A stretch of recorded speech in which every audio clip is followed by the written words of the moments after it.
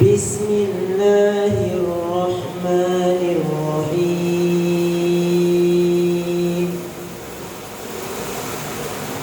لن تنالوا البر حتى تنفقوا مما تحبون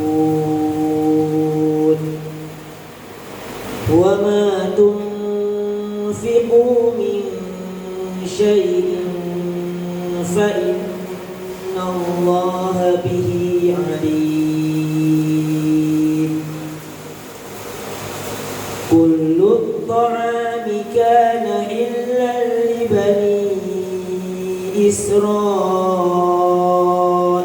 إلا ما حرم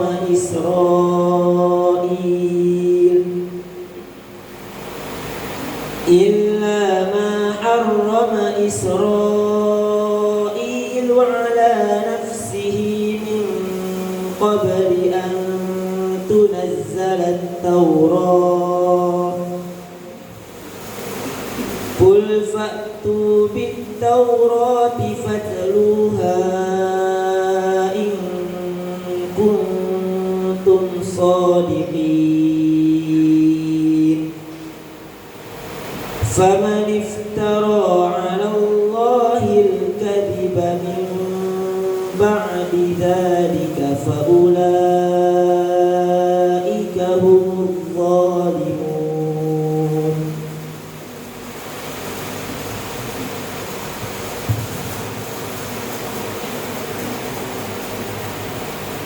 أعوذ بالله من الشيطان الرجيم.